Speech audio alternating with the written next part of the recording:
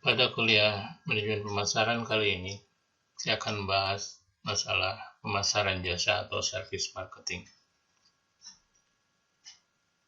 Definisi jasa. Jasa adalah suatu kegiatan yang ditawarkan dalam bentuk tak wujud dan tidak menghasilkan kepemilikan dari proses tersebut. Produksi jasa dapat berkaitan dengan produk fisik tertentu atau tidak. Jadi, ada dua poin mengenai jasa. Pertama adalah intangible ya, atau tidak wujud. Dan yang kedua, doesn't result in the ownership of anything. Jadi tidak menghasilkan kepemilikan dari proses tersebut. Beda dengan produk fisik. Kalau produk fisik ada perpindahan proses kepemilikan. Nah, kalau jasa tidak.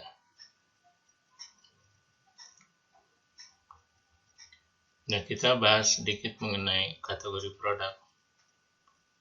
Ada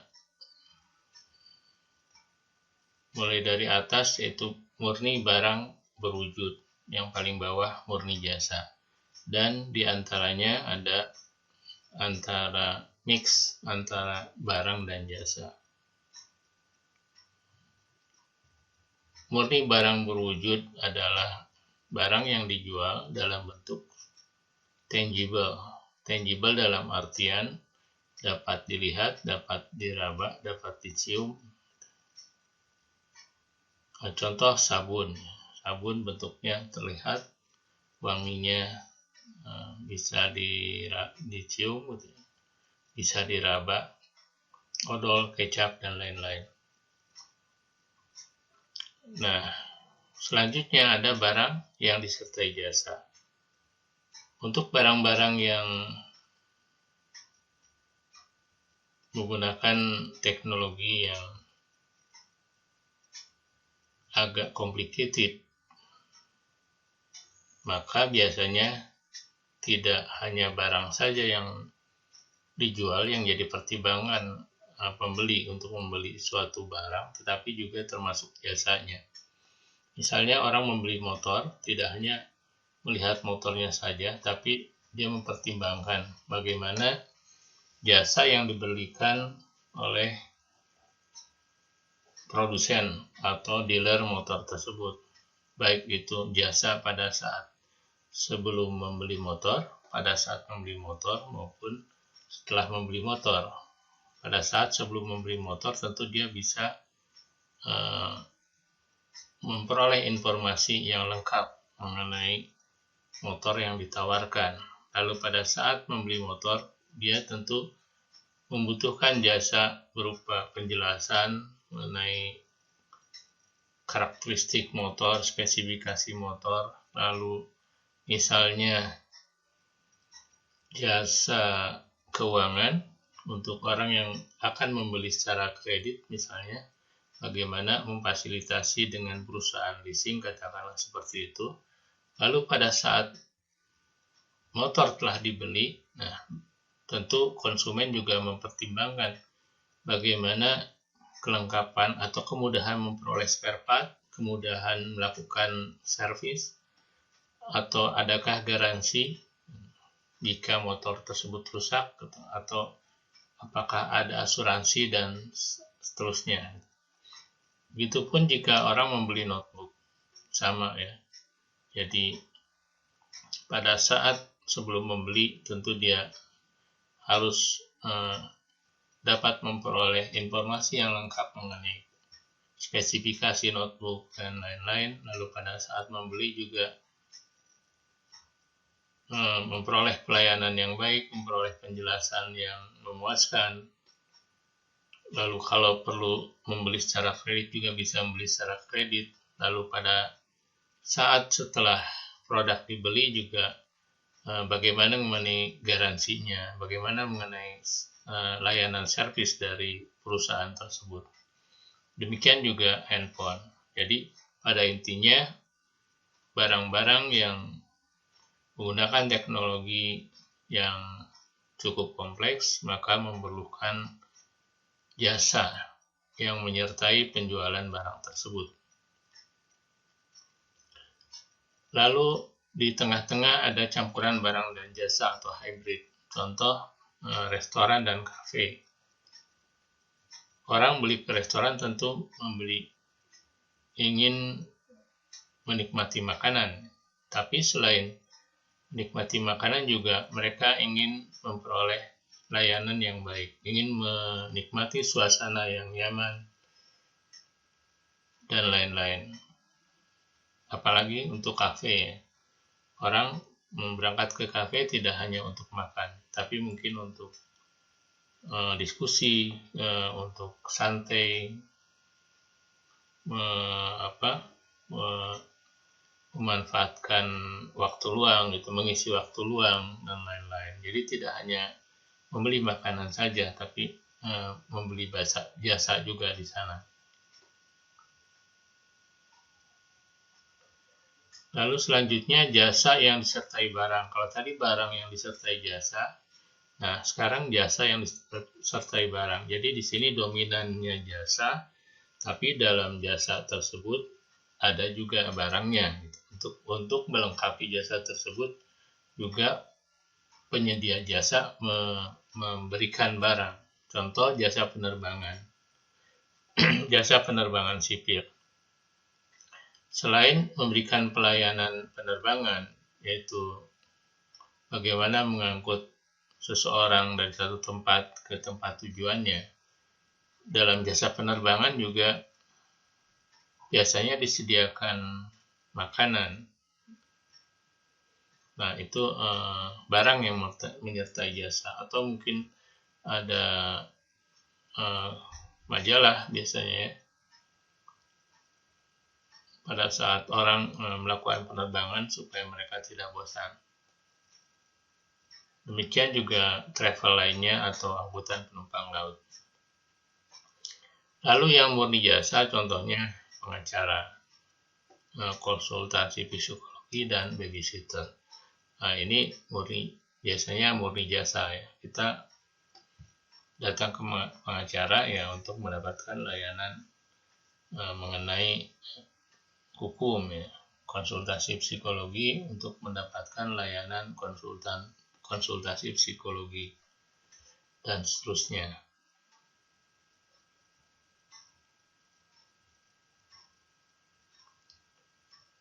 Nah, sekarang jasa sendiri itu sebetulnya bisa dibedakan atas beberapa dasar ya. Pertama, jasa bisa dibedakan atas dasar equipment based or people based. Contoh yang equipment based, misalnya cuci mobil otomatis. Ya, di sana yang mendominasinya adalah peralatan di sana ya, alat-alat otomatis. Lalu yang people based itu contohnya akuntan ya. Di sini yang jadi andalan utamanya ya keahlian dari seorang akuntan, atau misalnya tadi dokter misalnya, yang diandalkan adalah keahlian dokter dalam melakukan diagnosa dan dalam memberikan solusi atau pengobatan gitu ya. Jadi sangat bergantung pada orang yang people based itu. Kalau equipment based itu sangat ya mengandalkan peralatan sesuai dengan namanya. Lalu berdasarkan service proses ya, contohnya antara restoran dan fast food, proses yang terjadi di dua rumah makan tersebut beda ya, prosesnya berbeda, proses pelayanannya berbeda. Kalau fast food serba singkat, serba ringkas. Kalau restoran mengutamakan kenyamanan gitu ya, dan layanan-layanan lainnya. Kalau fast food yang penting orang datang ke sana cepat dilayani dan cepat selesai juga gitu.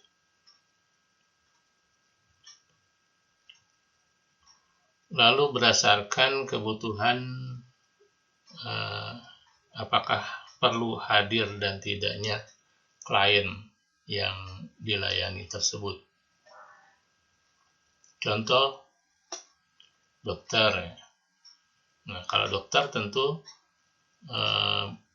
mensyaratkan orang yang sakitnya hadir, gitu, yang dilayaninya hadir. Karena tentu orang yang sakitnya itu harus diperiksa bahkan dites laboratorium, dicek tekanan darahnya, dilihat kondisi fisiknya, ditanya gejala dan lain-lain. Jadi jasa dokter itu yang membutuhkan yang sakitnya hadir atau hadir pada saat terjadi transaksi jasa tersebut. Atau jasa salon kecantikan seperti itu. Nah, tapi jasa reparasi motor ya tidak membutuhkan kehadiran dari orang yang akan memperbaiki motornya.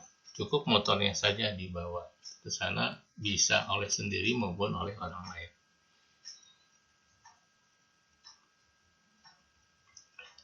Lalu berdasarkan personal needs atau business needs. Personal need itu kebutuhan pribadi, kalau business needs kebutuhan bisnis. Contohnya asuransi jiwa itu tentunya personal needs ya. Jadi kebutuhan seseorang untuk ada asuransi jiwa atau asuransi kesehatan. Sementara asuransi properti perusahaan itu ya jasa untuk perusahaan. Lalu berdasarkan objektif dan ownership. Objektif misalnya laba atau nirlaba ya. Jadi jasa ini untuk mencari laba atau tidak, hanya membantu orang, sifatnya sosial. Lalu kepemilikannya bisa yang memilikinya pribadi atau publik, misalnya pemerintah gitu ya. Perusahaan milik pemerintah memberikan jasa kepada masyarakat.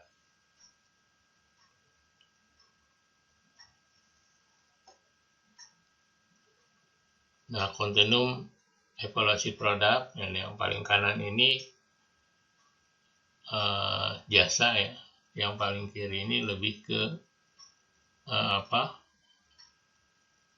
barang ya. Jadi most goods, kebanyakan di sini lebih ke kiri itu lebih bersifat barang tangible. Kalau sini jasa, sehingga ini easy to evaluate. Jadi mudah untuk dievaluasi. Kalau jasa ini susah, difficult to evaluate. Contoh sini pakaian, perhiasan, furniture, rumah, otomobil ya, mobil ya, restoran. Ini di tengah-tengah liburan ini ada unsur jasa dan unsur barang. Di sini ada potong rambut ya, jasa potong rambut di tengah-tengah. Ada jasanya, banyak jasanya, tapi masih ada sedikit barang. Yang paling ke kanan nih medical diagnostic ini lebih ke jasa ya, lebih condong ke jasa. Jadi mayoritasnya jasa di sini. Reparasi kendaraan dan seterusnya ya. Jadi makin ke kanan nih jasa, makin ke kiri itu lebih bersifat produk. Yang produk ini mudah dievaluasi karena tangible, mudah bisa dilihat, bisa dirasakan, bisa diraba, bisa dicium. Kalau yang jasa susah dievaluasi karena tidak tampak, meskipun bisa dirasakan hasilnya setelah terjadi. Nah, makanya di jasa ini kualitasnya ini lebih ke kepercayaan ya. Jadi kepercayaan, misalnya karena pernah mengalami melakukan transaksi jasa di sana, maka dan dia puas, maka dia percaya. Atau dari orang lain ya, dapat kabar dari orang lain bahwa misalnya dokter A itu sangat bagus gitu ya dalam mendiagnosa gitu ya, mendiagnosa penyakit, maka tentu ini akan menambah kepercayaan. Kalau yang di sini experience ya, pengalaman. Kalau di sini kualitasnya itu bisa dibanding-bandingkan.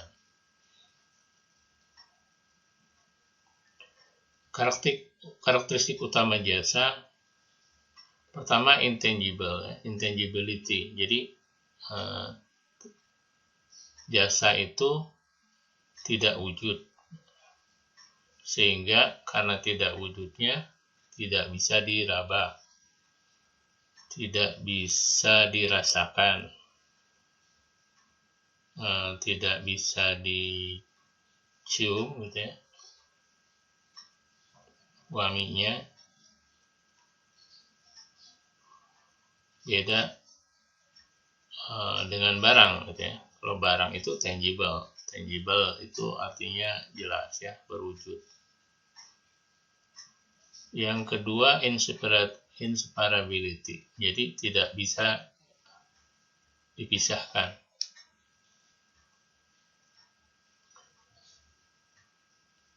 Jadi antara jasa dan proses pelayanannya itu ya tidak bisa dipisahkan.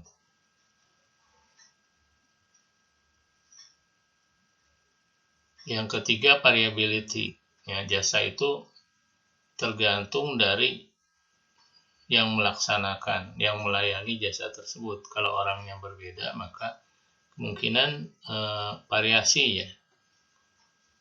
Misalnya jasa potong rambut, pada saat yang motongnya A, maka mungkin hasilnya akan lain jika yang motongnya B. Atau mungkin orang yang sama yang melayani, tapi pada saat dia sudah merasa capek, misalnya pada sore hari karena sudah banyak melayani jasa pemotongan rambut, maka mungkin agak kurang bagus gitu pada saat dia sedang lelah. Yang keempat, perishability. Jadi jasa itu tidak bisa disimpan gitu ya. Tidak bisa seperti barang, ada inventory-nya. Kalau jasa itu tidak. Jadi pada saat itu dibeli, pada saat transaksi terjadi ya di sanalah gitu ya. Nggak bisa misalnya pada saat fixation atau pada saat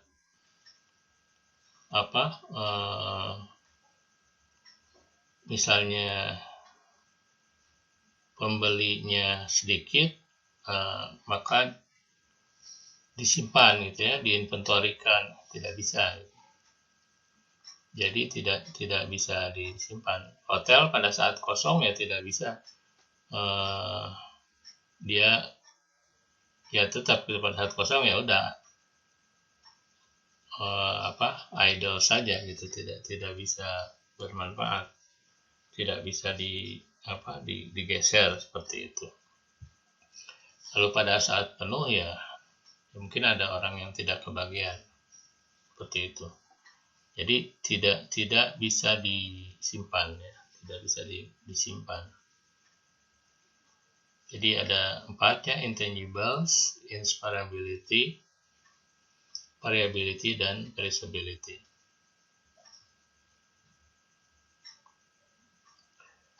Lalu bagaimana orang mengevaluasi jasa?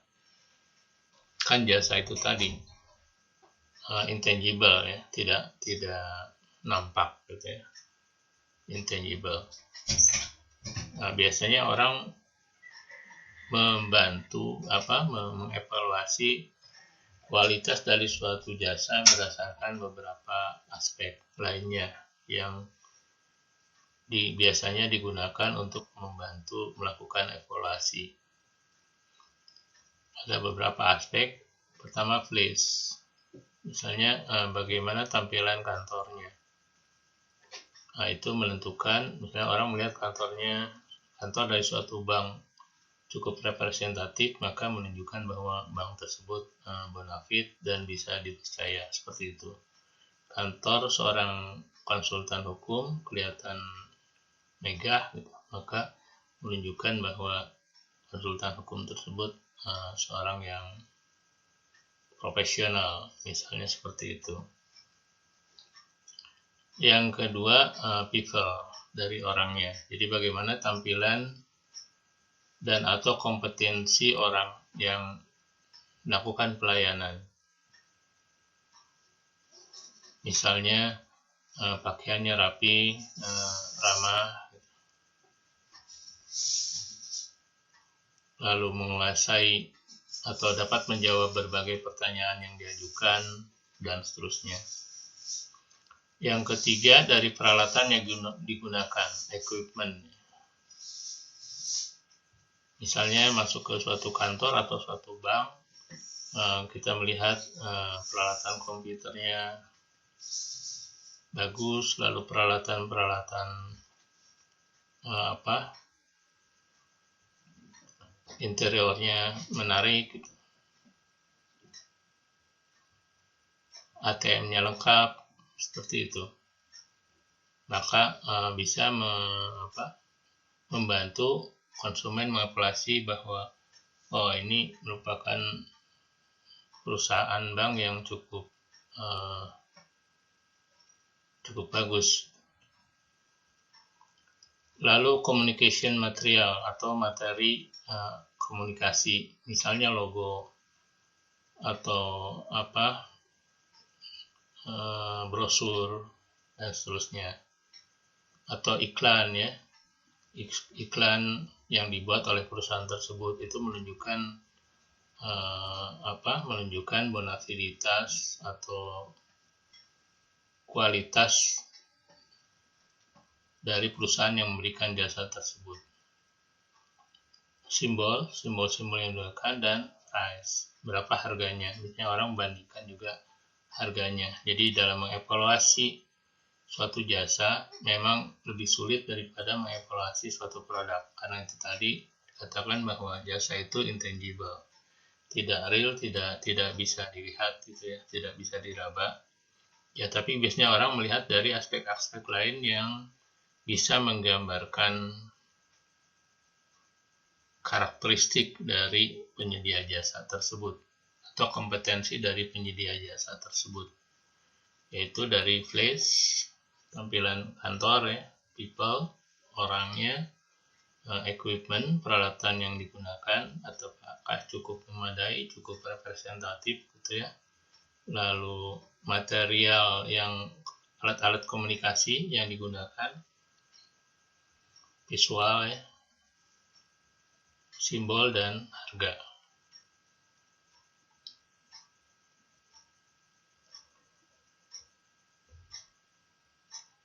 Selanjutnya kita bahas mengenai standarisasi dan penilaian mutu.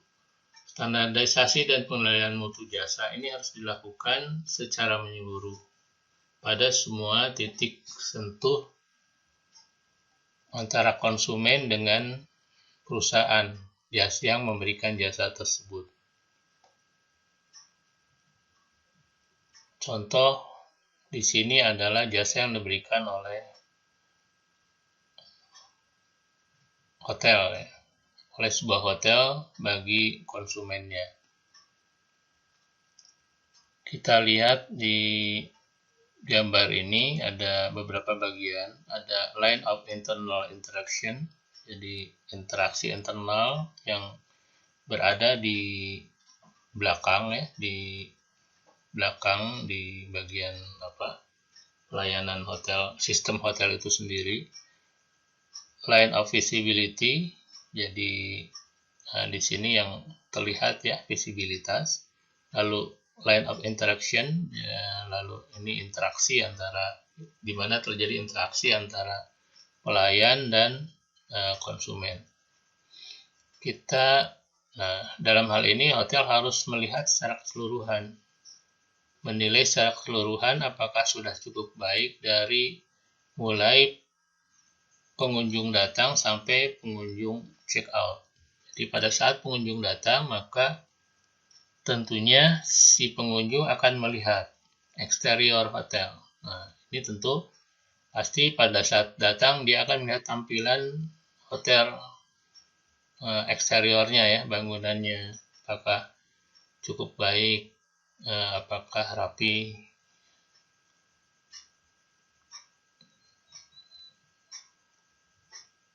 apakah bersih, dan seterusnya gitu ya.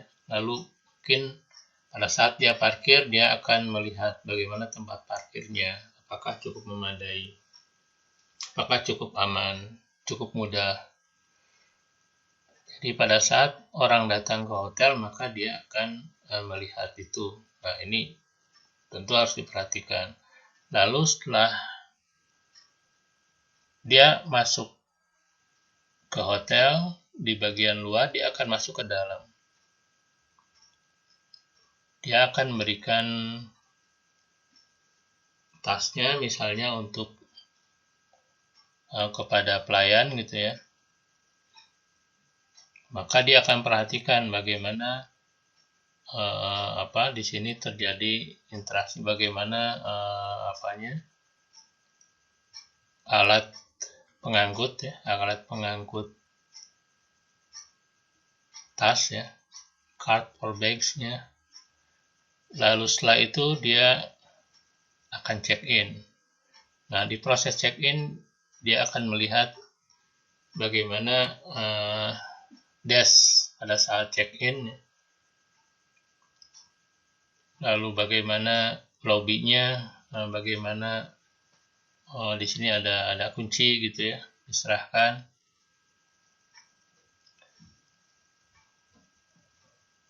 Nah, lalu pada line of interaction, pada saat dia memberikan gift bags atau bell person, maka bagaimana si bell person ini, di sini line of interaction, menyambut tamu, lalu dia mengambil tasnya. Nah, ini tentu harus dilatih oleh pihak hotel. Jadi selain tampilan fisiknya ya, bagaimana trolinya ya, trolinya harus rapi, gitu, harus bagus. Juga si pelayannya harus dilatih bagaimana supaya ramah dan cekatan. Lalu pada saat check-in juga tentu selain fasilitasnya harus baik ya, lobbynya, kunci kamar, lalu meja registrasinya. Nah, tentu person registration-nya juga ya, orang yang melayani customer service-nya juga harus cekatan dan ramah. Lalu tentu setelah check-in dia akan pergi ke ruangan. Pada saat dia pergi ke ruangan, tentu dia akan melihat lift ya. Kalau dia melewati lift, dia akan melihat liftnya apakah bersih, rapi, dan baik gitu ya. Lalu lorongnya, lalu ruangannya. Dia akan pergi ke ruangan. Lalu pada saat dia pergi ke ruangan, maka si pelayan tadi akan membawa tasnya ke ruangan. Pada saat sampai di ruangan, maka dia akan menerima tasnya lagi. Maka si pelayan tadi harus memberikan tasnya dengan ramah juga.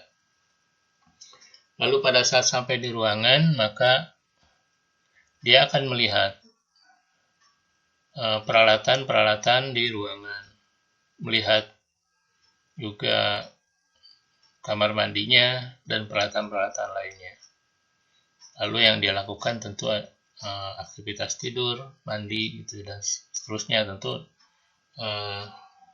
tingkat kenyamanan pada saat tidurnya, lalu kenyamanan pada saat dia mandi juga menentukan bagaimana kepuasan konsumen tersebut.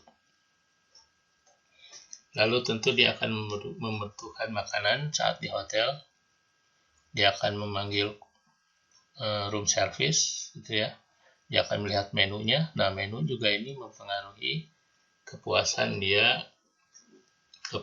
seorang klien, seorang konsumen dalam menilai nyaman atau tidaknya suatu hotel.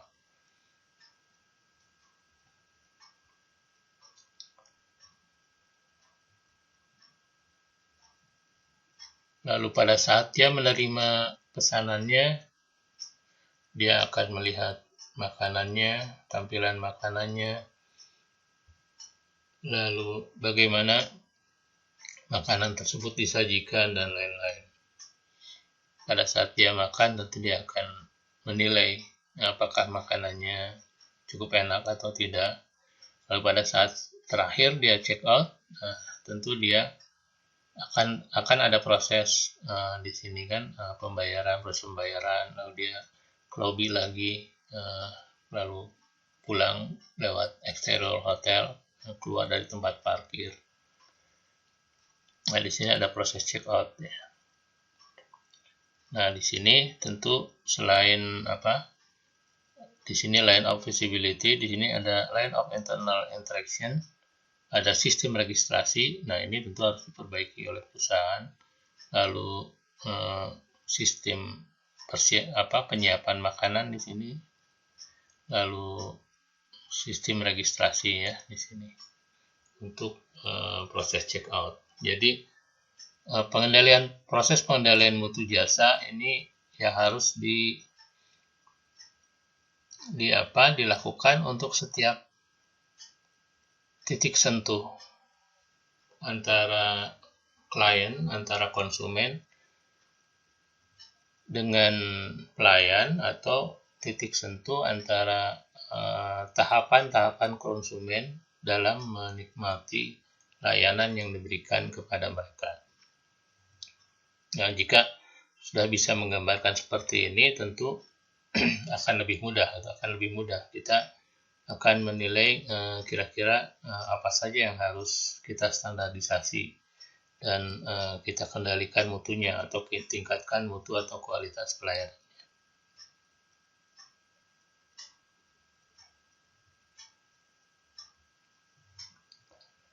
Oke, masalah lain dalam pemasaran jasa adalah bagaimana menselaraskan pasokan dan permintaan. Nah, salah satu sifat jasa itu tadi tidak bisa diinventory ya. Jadi pada saat misalnya kalau barang pada saat tidak permintaan kurang, maka kelebihan produksi itu bisa disimpan sehingga bisa digunakan pada saat permintaan banyak gitu. Nah, kalau jasa tidak bisa. Pada saat permintaan banyak ya kita tidak bisa menggunakan kapasitas berlebih pada hari sebelumnya. Nah, tidak bisa seperti itu. Maka harus bisa menselaraskan pasokan dan permintaan dari dua sisi, baik dari sisi permintaan maupun dari sisi pasokan. Dari sisi permintaan bisa dilakukan melalui satu, pembedaan harga. Pembedaan harga ini terkait dengan prinsip supply dan demand ya.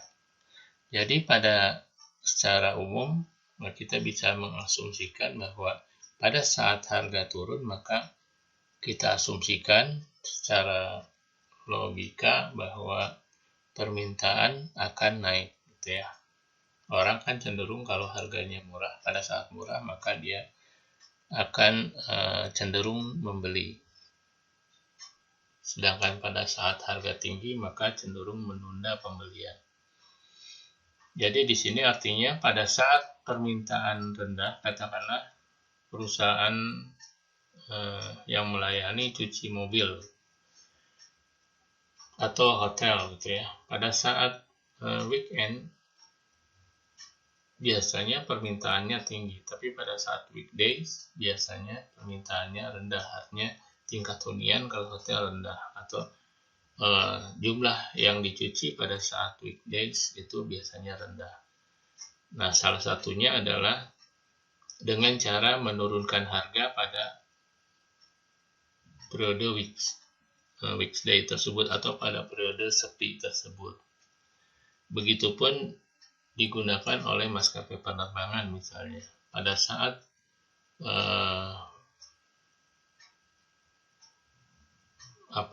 permintaan rendah, maka dia akan menurunkan harganya dengan harapan akan ada orang yang ingin bepergian mengambil jadwal kepergiannya pada saat periode-periode sepi gitu. Nah, itu menyelaraskan sisi permintaan dengan melakukan pembedaan harga dengan tujuan tadi bagaimana supaya pada saat permintaan rendah maka banyak konsumen yang tertarik dengan mengiming-imingi atau dengan menawarkan harga yang lebih rendah daripada biasanya. Yang kedua, pemanfaatan periode permintaan rendah. Misalnya pada saat permintaan rendah, tentu banyak karyawan yang menganggur, banyak fasilitas yang menganggur. Nah, perusahaan harus memanfaatkan karyawan dan fasilitas yang menganggur ini untuk berbagai hal yang sifatnya produktif. Misalnya, memanfaatkan pelatihan pada saat permintaan rendah atau memberikan cuti pada saat permintaan rendah atau memanfaatkan fasilitas yang ada untuk keperluan lainnya pada saat permintaan rendah. Yang ketiga, penambahan jasa saat antri atau menunggu. Jadi misalnya supaya orang tidak merasa bosan karena pada saat permintaan tinggi itu tentu ada antrian. Nah, adanya antrian yang panjang tentu akan mengakibatkan orang merasa bosan, orang merasa tidak puas. Maka, ini harus diberikan jasa yang lainnya sehingga mengurangi ketidakpuasan dari orang yang mengantri. Lalu selanjutnya antara lain adalah penerapan sistem reservasi atau sistem pesanan sebelumnya. Jadi orang sebelum datang memesan dulu sehingga perusahaan bisa mengetahui pada hari apa kira-kira permintaan berapa sehingga bisa menyesuaikan, baik menyesuaikan ruangan atau menyesuaikan jumlah karyawan yang masuk pada hari itu. Jadi penjadwalan karyawan lebih pas, lebih mudah, lebih efisien. Nah, ini dengan penerapan sistem reservasi, apalagi untuk restoran, untuk hotel, untuk restoran misalnya, dengan adanya sistem reservasi, maka dia akan bisa memprediksi kebutuhan bahan makanan pada suatu hari gitu ya.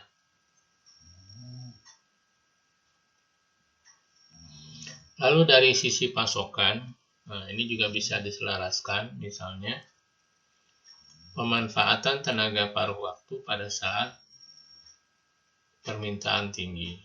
Ya, misalnya terutama untuk tenaga-tenaga yang tidak membutuhkan skill secara khusus.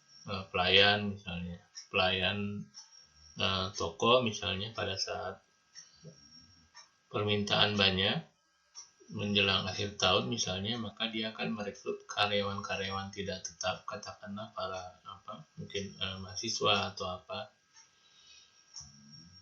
yang hanya dikontrak pada saat permintaan tinggi saja, periode-periode permintaan tinggi.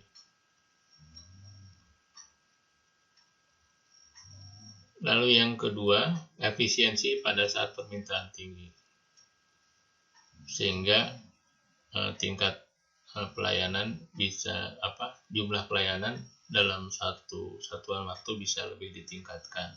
Dan sehari biasanya hanya bisa melayani 30, ya sekarang ditingkatkan supaya lebih efisien, bisa menjadi 40 seperti itu. Lalu pengerahan tenaga bantuan seperti paramedik membantu dokter. Jadi misalnya seperti ini untuk hal-hal yang sebetulnya tidak perlu dilakukan oleh dokter atau dilakukan oleh asisten atau paramedik. Misalnya seperti itu. Misalnya pada saat pasien datang maka tidak perlu dokter itu memeriksa, katakanlah memeriksa timbangan ya, melakukan penimbangan atau melihat penimbangan, mengarahkan penimbangan untuk pasien atau memeriksa tekanan darah, ya cukup paramedik, nanti cukup datanya aja yang disampaikan pada dokter. Jadi dokter itu hanya mendiagnosa saja, mendiagnosa memberikan resep gitu ya. Seperti itu. Yang selanjutnya peningkatan partisipasi pelanggan. Jadi supaya proses pelayanan lebih cepat, maka pelanggan diharapkan bisa berpartisipasi untuk mempercepat proses pelayanan.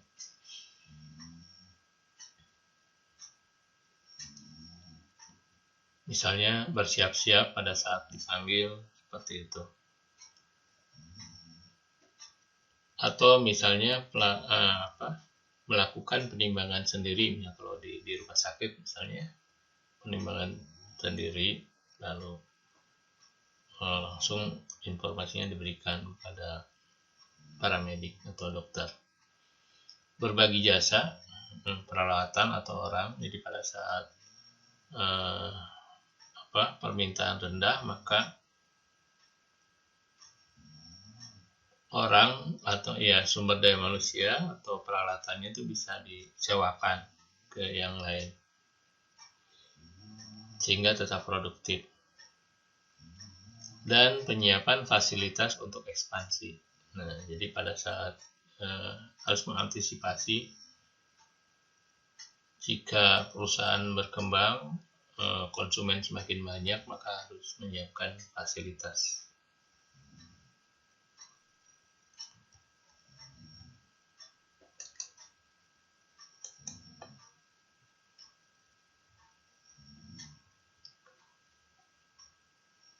Solusi untuk masalah mutu jasa. Jadi selain tadi menyesuaikan antara pasokan dan permintaan yang memang agak sulit ya jasa itu, karena tidak bisa disimpan, tidak ada inventory jasa. Nah, sekarang juga kan salah satu masalah jasa itu variabilitas. Variabilitas artinya kualitas jasa itu tidak bisa dijamin sama ya seperti kualitas produk. Tidak semudah mengendalikan kualitas produk.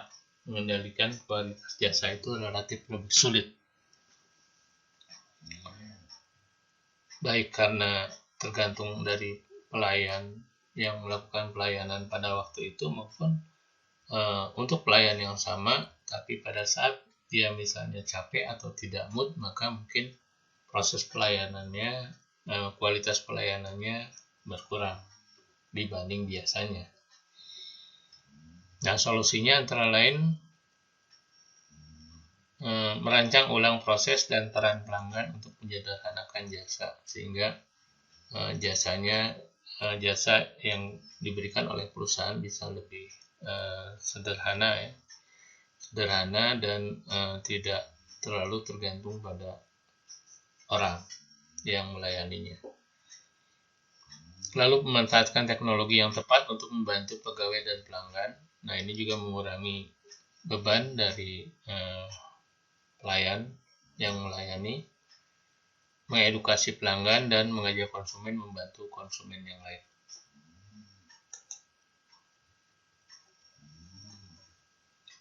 Nah, jenis pelayanan dalam jasa ini ada interactive marketing, ada external marketing, dan internal marketing. Interactive marketing itu adalah proses interaktif antara konsumen dengan pegawai ya. Dan pegawai yang melayani konsumen tersebut, ini interactive marketing. Jadi di sini tentu karyawan kita harus bisa melayani dengan baik, dengan ramah, dengan cekatan, sesuai dengan tugasnya kepada konsumen yang datang. Ini proses interaktif marketing. Semakin baik tingkat pelayanan yang diberikan, maka konsumen akan semakin puas. Dia akan datang lagi pada saatnya akan datang, bahkan dia akan menganjurkan orang lain, mengajak orang lain untuk datang ke tempat tersebut.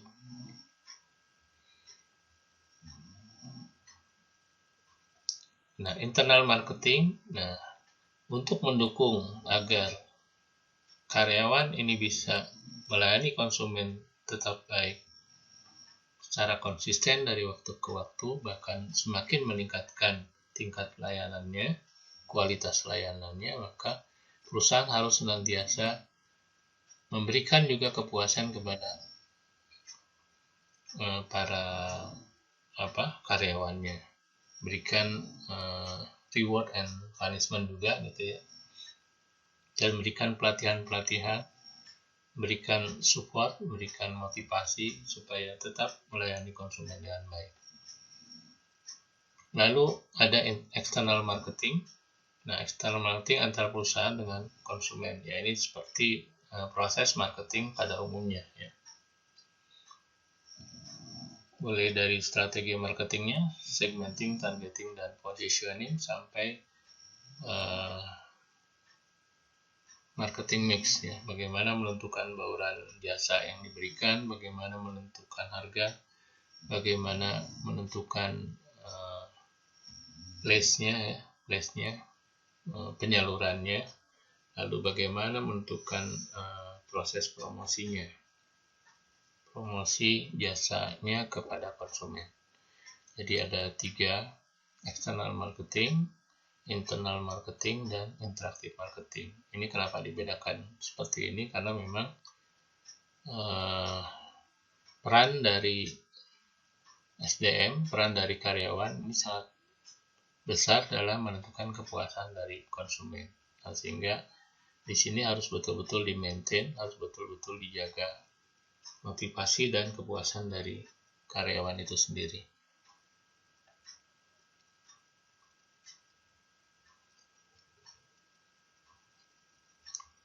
Karyawan yang pelanggan yang kita harapkan tentu pelanggan yang puas dan pelanggan yang berulang datang kembali secara periodik, sehingga makin hari pelanggannya semakin banyak. Bahkan kalau bisa pelanggan tersebut mengajak temannya untuk datang, mengajak yang lain untuk datang ke tempat kita sebagai penganjur. Nah, meskipun demikian seringkali terjadi juga gitu ya, adanya kepindahan pelanggan, biasanya karena pelanggan merasa tidak puas. Nah, ini ada beberapa faktor yang menyebabkan pelanggan berpindah. Pertama, harga. Karena pelanggan merasa harga yang kita tawarkan nih, kita tetapkan terlalu tinggi, atau terutama tidak wajar ya. Tidak sesuai dengan yang kita janjikan, atau tidak sesuai dengan standar harga pada umumnya. Dan pelayanan kita misalnya sama dengan yang lain tapi harganya lebih mahal. Yang kedua, ketidaknyamanan. Konsumen merasa tidak nyaman meskipun harga yang kita berikan murah, tapi konsumen merasa tidak nyaman. Bisa tidak nyaman karena tempatnya, misalnya tempatnya tidak nyaman, suasana tidak nyaman, atau pelayanannya yang misalnya tidak ramah.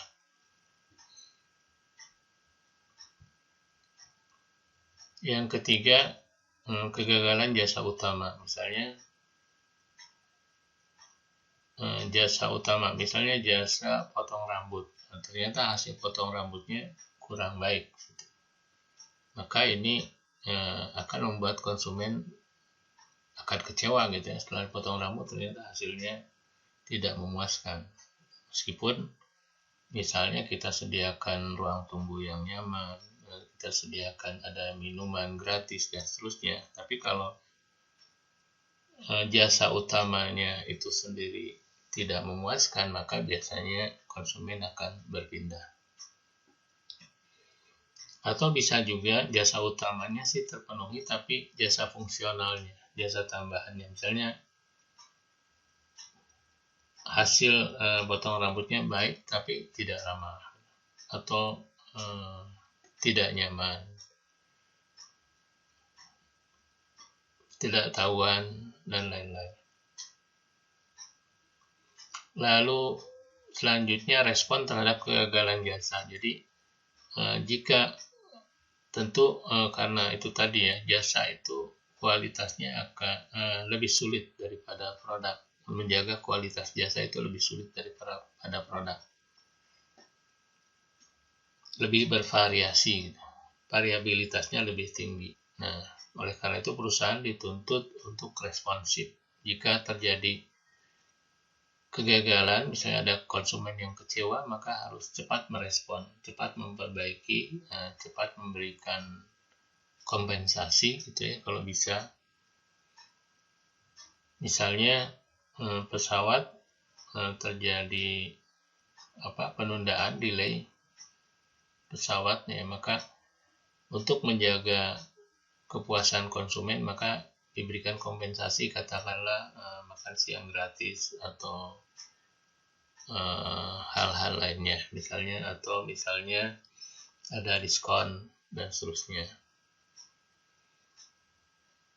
Yang terutama tentu menginformasikan secara cepat mengenai kegagalan tersebut, mengenai keterlambatan tersebut, misalnya diinformasikan secara cepat, tidak menunggu konsumen protes dan marah-marah dulu, seperti itu.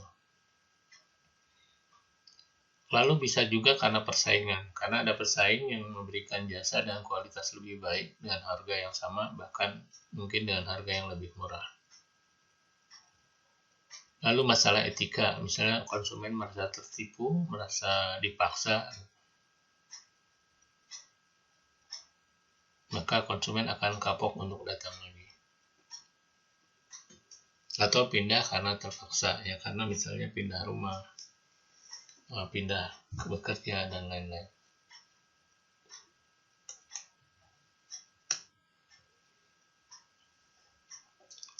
Lalu bagaimana melakukan perbaikan mutu jasa? Pertama, sabar mendengarkan, jadi selalu berusaha mendengarkan keluhan-keluhan dari konsumen, harus bisa diandalkan, memberikan jasa sesuai dengan yang dijanjikan, kalau bisa bahkan lebih dari yang dijanjikan, sehingga mereka merasa puas dan kembali. Rancangan jasa dibuat secara menyeluruh seperti contoh tadi di perbaikan menyeluruh jasa hotel ya, jasa penginapan di hotel. Lakukan pemulihan dengan cepat jika ada kegagalan. Jadi jika ada kegagalan dalam proses layanan, maka harus cepat dilakukan perbaikan dan pemulihan pelayanan. Memberikan kejutan yang menyenangkan, misalnya konsumen mendapatkan hadiah yang tidak terduga, misalnya biasanya tidak diberikan snack, nah ini suatu saat diberikan snack, seperti itu. Lalu jangan curang dan menipu, jadi kejujuran ini nomor satu, karena trust itu dalam jasa nomor satu, karena jasa itu sifatnya intangible tadi ya, jadi kepercayaan itu nomor satu. Lalu harus ada kerjasama antara pegawai untuk melayani pelanggan, jadi tidak saling menyalahkan, tidak saling mengandalkan, tapi saling bahu-membahu untuk kepuasan pelanggan. Nah, ini perusahaan juga harus mengetahui keinginan pegawai, jangan sampai pegawai merasa tidak puas, merasa kecewa yang mengakibatkan pelayanan yang diberikan kepada konsumen mengecewakan, sehingga konsumen mulai kecewa juga. Servant leadership, kepemimpinan yang melayani. Nah, ini penting diperhatikan dalam pelayanan jasa. Model mutu jasa. Nah, di sini secara diagram ya, dalam diagram ini memperlihatkan akan dalam memuaskan konsumen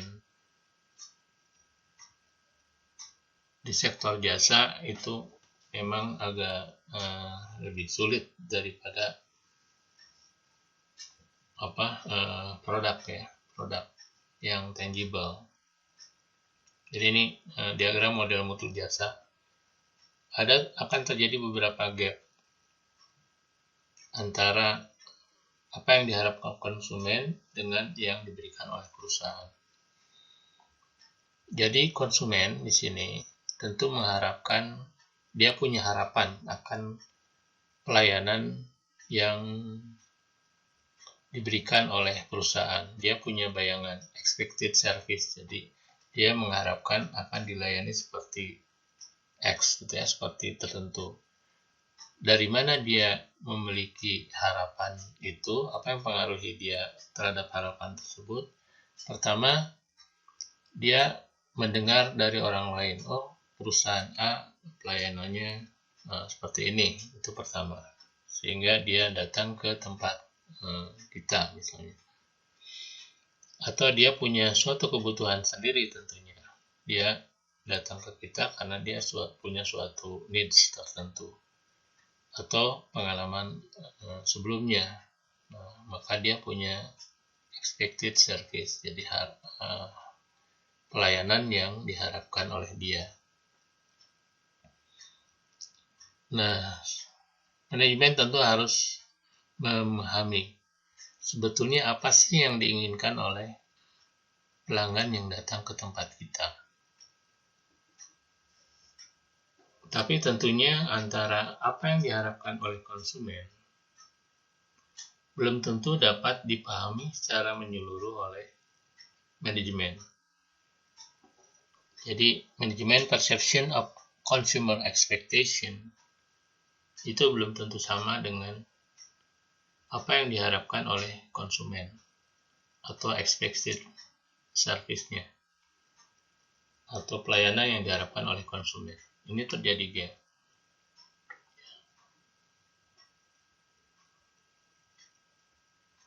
Lalu jika pun manajemen bisa memahami apa yang diharapkan oleh konsumen, maka belum tentu apa yang dipahami manajemen tersebut bisa diterjemahkan ke dalam spesifikasi kualitas jasa.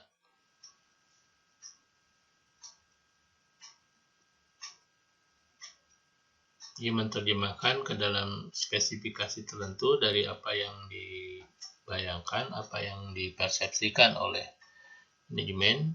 Belum tentu dari sini ke sini itu persis gitu ya. Ke dalam spesifikasinya. Nah, ini gap kedua. Gap ketiga, spesifikasinya sudah ditentukan sesuai dengan persepsi manajemen terhadap layanan yang diharapkan oleh konsumen, tapi menerjemahkan dari spesifikasi kualitas layanan ke dalam pelaksanaan layanan atau service delivery,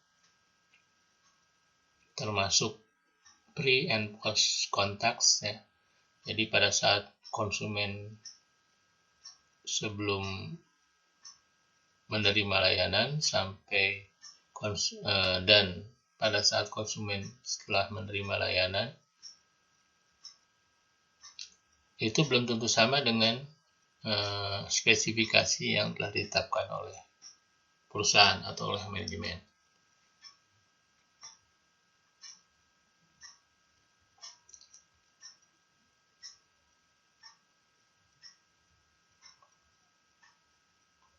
Lalu service yang diberikan oleh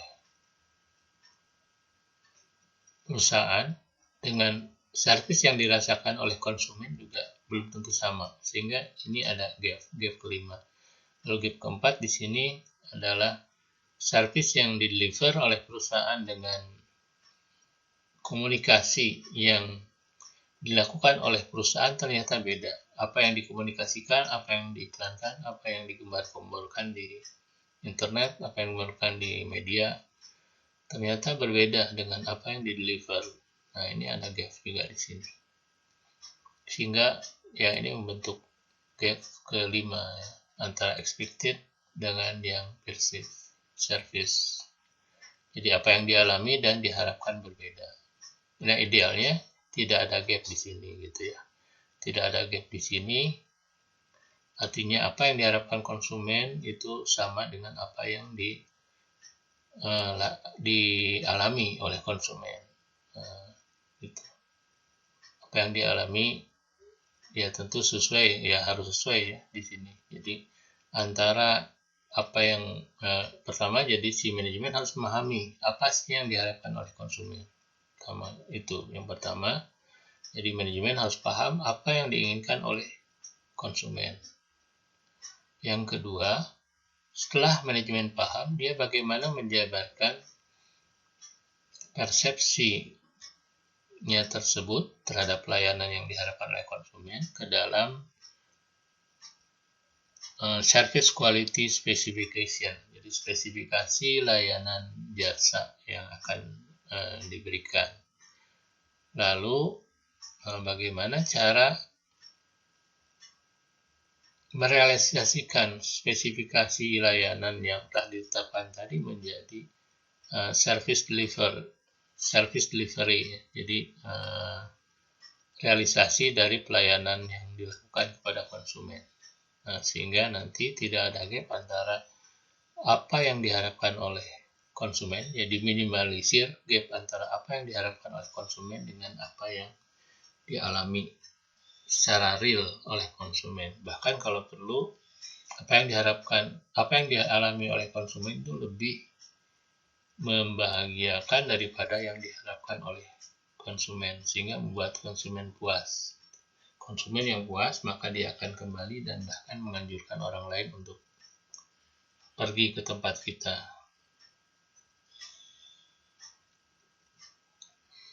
Kelima aspek mutu jasa, reliability, yaitu kemampuan untuk merealisasikan jasa secara baik sesuai dengan yang dijanjikan. Jadi reliable, dapat diandalkan ya, sesuai janji yang kita berikan.